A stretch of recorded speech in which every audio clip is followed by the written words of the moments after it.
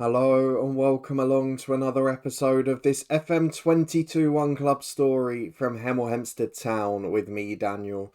It's part 130 today and we are back for transfer deadline day in the January window for Manchester City at home in the Premier League. And for the moment, I've been dreading ever since that big deadline day last January.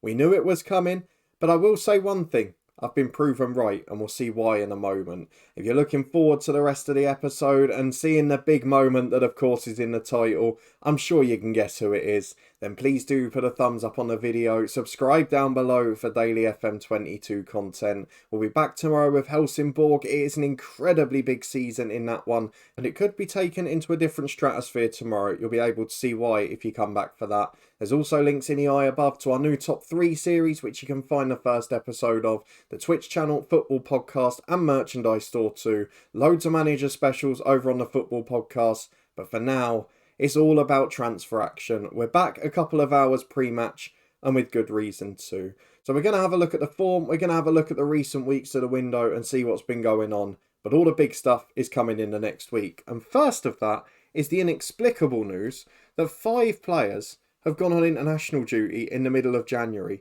Now, they're playing in international under-23 tournaments, which is really harming us because we've got lots of quality under-23 South Americans. Our squad is simply half South American, half UK, with a couple of others added in, but that's basically the essence of what we've got. So we're missing a few superstars at the minute. There's more to it than that, though. Let's have a look at the transfers first. We'll start with the things that have been done, then after the results, we'll talk about the dreaded moment. So far in the window, absolutely nothing. We had one player go out on loan towards the end of last month, but nothing that we're going to be too worried about. I did look at bringing Emiliano Rojas back, developing really well at Benfica as a wonder kid.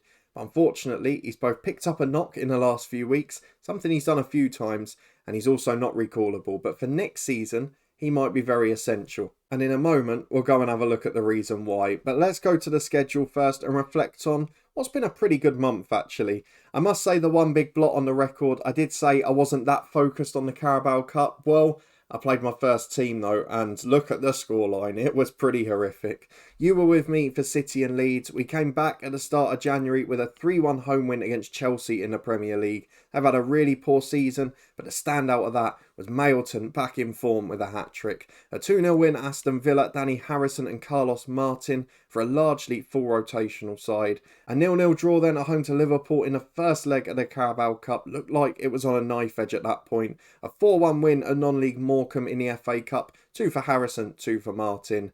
Then a 5-1 battering at Anfield. We actually went 1-0 up in 5 minutes. German Moreira scored. I was rubbing my hands together. Here comes another trophy. My word, I could not have been more wrong. It was absolute carnage for the rest of the first half. And the fact it was only 3-1, in the end I was pretty grateful for it. Probably should have been more. We bounced back in the league though with anger. It was 5-1 at half time against Brighton. 3 for Rickett, 2 for Ricketts and 1 for Ndu just after the break. Before a snuck 2-1 victory away at Arsenal. 2 early goals for Rickett, who I'm afraid will be playing his last game for the club today. Now, I'm going to do the cheeky thing and delay it to transfer deadline day. But £175 million is the offer that has come in from Bayern Munich with a 40% sell-on clause. Whether or not we'll get anything out of that, I don't know. But last winter, we had a controversial moment. A few of you actually said it in the comments, and in hindsight, I probably agree.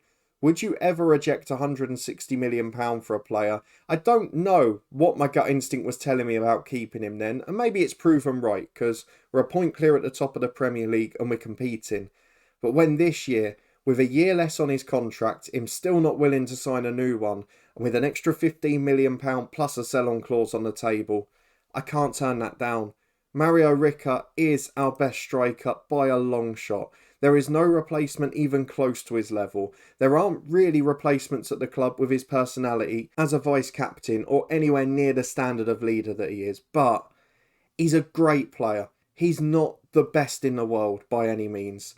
And despite his great goal-scoring record, I cannot turn down £175 million.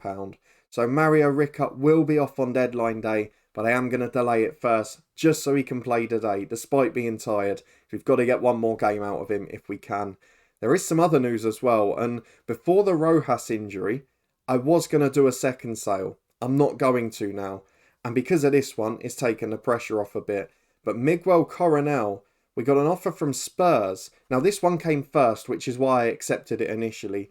£94 million plus a sell-on clause for Miguel Coronel from Spurs, who is basically a rotation option at the minute. He's going to take over from Ndu soon. But the thing I look at with him, a bit like Ricker 2 years ago, is he's got room to grow into and be worth another 50, 60 million quid. And he can also become first choice. So being a few years younger, I know he wants to move away, but we had that with Ricker last year. I think I'm going to keep him now. Let Ricker go. It's his time.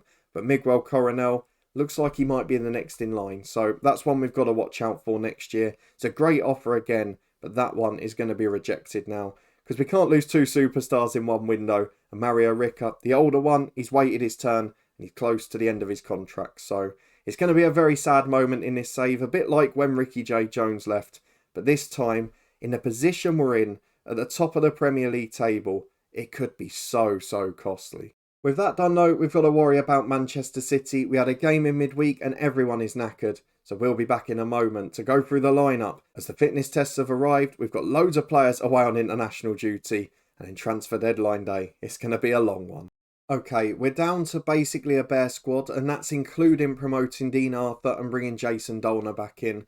Of course, we know that those 5 are probably going to be back after the next game. It's not going to be too much longer now. They're due back the Monday after. And we've got 8 days off after this one. So we're going to have to play some tired players. Mario Ricker is going to play up front despite not being in good condition. We've got to see the legend out for the final time, and we'll make sure we take him off so he gets that round of applause. Moreira's tired, the 2 fullbacks are knackered, Delgado really struggling at the minute. We've got the situation with Arthur Ndu, who has got interest in him and only 18 months left on his contract. There are going to be some big decisions to make on deadline day, as there were with fitness here, but this is what we've gone for. A very heavy match load for most. Jack Hannafan not quite made it. Everyone else we've gone for on wrist. It's John Moore in goal, Chauvin and Delgado the fullbacks with Dura and Zaruk as centre-half. Interestingly, of the 3 big centre-halves, it's Dura, the unexpected one who's creeping up to 3.5 star occasionally. He's just about becoming the best centre-half at the club, but I could maybe see these two being our partnership long term. Arlan and Du, Moreira and Martin, the midfield 4. Of course, that's because we've got Coronel unsettled, we've got De Vita and we've got Mailton away on international duty. And then Ricker for the final time up front, alongside Tyrese Ricketts, the Jamaican striker. We've got Carlos Torres on the bench. He's going to be a starter from next week. Let's go into the game against Manchester City. Hope they're as tired as us and that Ricker has got one more gift for us. Well, just 2 changes for City, so hopefully they take a bit of a gamble on fitness as well. That's what we need ideally, given the situation. Let's have a look at what nick they're in. Yeah, they're the same. Look, in midfield, they're absolutely shattered. That's the position we've actually got an advantage physically. So we might get overrun out wide by the wing-backs and by the 2 up front, but in midfield, we should be able to get our foot on the ball. Going to be an interesting battle of fitness, this. Let's get into the first half. As Southampton have won 5-2 at Brentford. That keeps some pressure on at the top. But it's United who we're battling with. The side that tried to sign us as manager in the summer, they've bounced back. They gave their new man plenty of money to spend and he's doing really well. As it's a long ball downfield towards Carlos Martin. Was he onside? It looks like it. And he's ran through one-on-one and tapped it in. I've got to say, he's arguably had a better season than Mailton. I know he's played and scored a lot of his goals against weaker opposition, but when he's come in, he's looked really impressive. And he's another one that after a year and a half of sort of dilly-dallying, picking up injuries, getting used to the English game, he is now becoming the star of the show as he picks it up again and goes wide to Chauvin on the right-hand side. Cuts it back to Arlan. We are on top here against City and that midfield dominance is showing. It's where the goal came from, of course, as Ndu plays it to Chauvin. That's another question for deadline day. Can we afford to let Arthur Ndu go? I just don't know. As Carlos Martin picks it up for Ndu again. Into Tyrese Ricketts. Through to Moreira. He's tired too, but almost scores. Hits it just over the bar. Rifled from the edge of the box. And in that attacking duty this year, he's added more goals to his game. But can't get one for us on that occasion. Though we are back in the middle with Arthur Ndu again. Finds Carlos Martin, who's been absolutely brilliant so far. Goes wide to Delgado at left back. Chance to play down the line, but just cuts back to Dura. He goes inside to Arlan and finds Martin. Up to Ndu, who's basically playing auxiliary striker. Puts it into Tyrese Ricketts. What was that? just passed it back to the keeper. Did you think someone had gone out injured or something? I've never seen anything like it. United kicking off later, but Spurs and Liverpool winning already. All of the big boys are in form, and with deadline day around the corner, we cannot afford unhappiness in the squad. We saw last season, we didn't win at all in February. It completely derailed us, Ricker's unhappiness. With him going this year, with Coronel unhappy, it promises to be the same again, and that would be fatal for our season. As Ndu comes down the left to Moreira, can we get a second before the break? We have been the better side by far. As City, we've mentioned it before, not the side they once were. As Jura, everyone inside the City half as it goes all the way back to the keeper, John Moore. Can he find the right ball? Just punts downfield. Ricker, basically been a passenger so far. I think he's got his move on his mind. Probably went and had the medical and he's absolutely exhausted.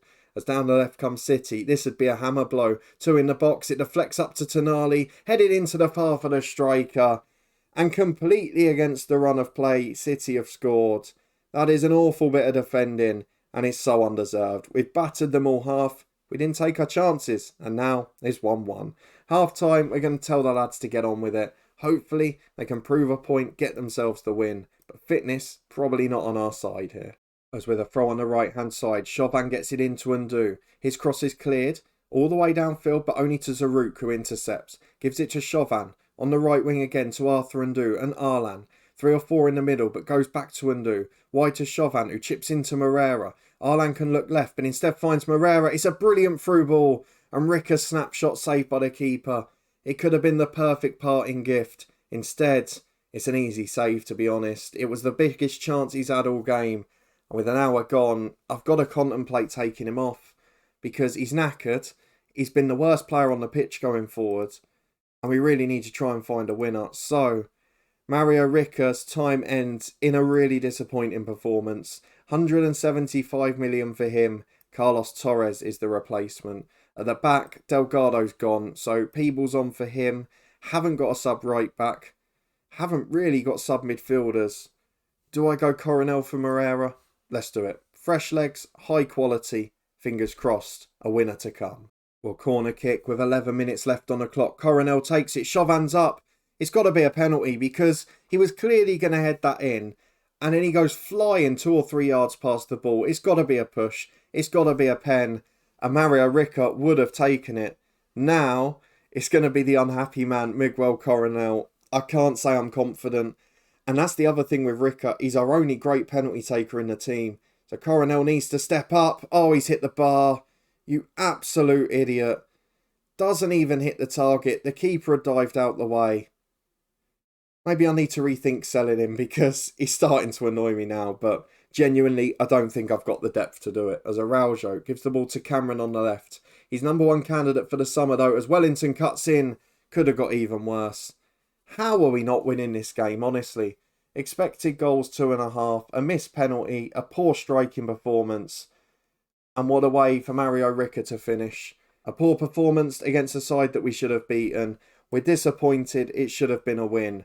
But more worryingly, next week, we've got to replace Mario Ricker. On to deadline day, big news to come.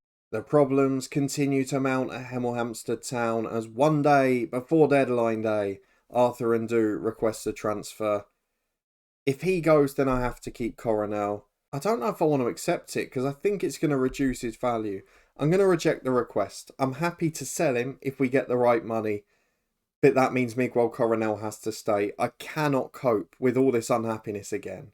And after setting up 3 scouting reports, one to replace Ndu or Coronel, the other 2 to replace Ricker, they found no players. This is just going to be awful, isn't it? What do we do with Mario Ricker on the way? This is why we didn't sell him last January. We know we have to this time.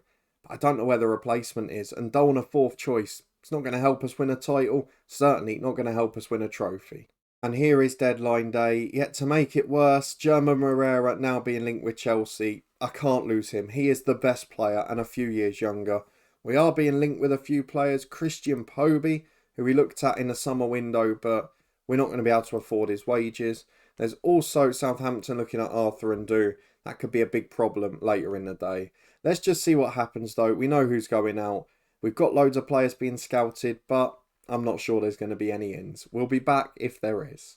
Well, if there's one thing I can guarantee you won't happen today, regardless of the offer, we won't be selling another striker. Tyrese Ricketts, 60 million quid. Arsenal, you can do one. I'm going to be rejecting a lot, so I'm not going to come back every time, but we'll do a roundup before the end of the day. And with 5 hours to go, we have the item again. Mario Ricca is off. £175 million, possibly the greatest profit I've ever made on a player in FM. Vindication for keeping him last year despite a 160 million offer. And if we can get any of that sell-on clause as well, then it would just be remarkable. 85 league goals for us in 157 league appearances. He was a classic 1-in-2 striker. 2019, 16 and 16 the last 4 years. Signed for £2.6 million. Sold for 175 million. What a footballer. What a leader. What a man. Mario Ricca, goodbye. It's going to be a very painful one because we just can't replace you. Silvinho, the manager that takes him. Arsenal in for Ricketts again, £80 million. Well, he's the next one because he's got the potential to be as good as Mario Ricca. Maybe not quite got the personality, but we're not losing both starting strikers on the same day. That might be my most bittersweet moment in Football Manager history. I think it's the highest fee I've ever received for a player. Certainly if we get anything from the sell-on clause. However, it's the first time I've ever sold a player like this and not even had a half good replacement to come in. I'm not even looking for someone the same standard. I'm looking for a solid player at the level of Torres, Ricketts. They're not there. Not for under 100 million anyway. And if we do that, then it was pointless selling Ricca. So we've got Chauvin unhappy. I can completely understand it. In fact, learn your lesson. Put Jack Hanifan in charge of that first. Can he resolve it? Yes, he can. Jack Hanafan's still got the goods. But for now, we've got some big problems. 5 hours to go. No sign of replacements. Everyone we've scouted just isn't good enough. In desperation, I've come over to the scouting centre. Looking at the players we've scouted up front. Grinev's the one I would have really wanted, but he's on 100 grand a week. He wants 100 million, and he's not any better than Torres or Ricketts. There's a couple of loan options that are okay, but not really going to set us up. There's a couple of players we haven't got enough scouting info on. The only one I'm going to try, and I doubt it'll work, but we'll give it a go, is Makoko, who's transfer listed by request at United. I know it's not going to be a long-term solution. I'm just going to try and loan him for the season. They don't want to discuss it, and I don't really want to spend big wages. But if it's only a temporary deal and there's no later commitment, it might be worthwhile. So let's try and get him on loan till the end of the season. No, they've kicked it out the park straight away. The only one further down I'm thinking that might be worth looking at is Morgado. The Manchester City one. He's more of a winger, but can play up front, can do a job. He's on big money. Who's he wanted by? Inter on loan. So let's see if we can loan him. 50%, 59 grand a week and a 40% optional fee. That's okay. I'm not going to take up the option, but I just need another body of high quality. And if we can get one in for the rest of the season, it'll make me feel a lot better. The other one down there is Ngonge at Southampton. Can't finish. And then below that, there's basically nothing. Nigel Gribbin is the next best, but it's a big drop in standard from Mario Ricca. Let's just hope that Morgado picks us over Inter. Back in a moment to see if we're able to replace Mario Ricca. My pain has just increased by about 2% because Morgado has rejected the loan spell with us for Inter. They're not even paying as much of a wage contribution. And they're allowed to have him for 16 million after. Absolutely pathetic. That would have just softened the blow slightly. I've got nothing. Miguel Coronel isn't going anywhere. I'm telling you that now. Let's have one last look at the transfer rumours. We're linked with Poby, who's a midfielder, but no attacking players. Oh, this is going to be a big regret, isn't it? One last look at the director of football suggestions, but it's been the same players all day. And it still is now. The last of these is 36. I mean, it's hardly a good replacement. 4 hours left on deadline day. I think our biggest ever sale is about to be the most costly. And of course, Marcus Morris, the director of football, decides it's a great time to go in for a centre-half. I mean, he looks alright, but what on earth are you thinking, man? He wants 105 grand a week. You're not having our highest paid player as a backup centre-half. The fans are now unhappy about Mario Ricca. It wasn't an easy decision, but we can't turn down 175 million. We're little Hemel Hempstead Town. It's just tripled our bank balance, essentially. So let's get through the last 3 hours. I'm afraid there's no one coming in. Well, the offer for Miguel Coronel has come round now. I'm not going to do it. He's 24. I can't lose another player. He's going to be unhappy. He'll throw his toys out the pram for a few months. And he's probably going to go in a year's time. But I can't lose two. I cannot lose a leader and then one of the best prospects at the club. So I'm just going to say to him, I don't want to lose you. What can I do? There's nothing I can do to change his mind. So I'm not willing to let you go. You're too important. You might want to reconsider my offer. I'm being reasonable. He's angry. That's going to be a long couple of months. I just hope it doesn't have the same effect it did last January and February. Because there, we went a whole month without a win. And if you look at next month for us at the moment, we've got the Champions League returning. We've drawn Liverpool again in the FA Cup, who thrashed us in a League Cup. And we've got 3 winnable league games. And don't forget, we're still in a title race. Manchester United 4 points clear, having played a game more. But this could be the biggest moment. Look at our top scorer now.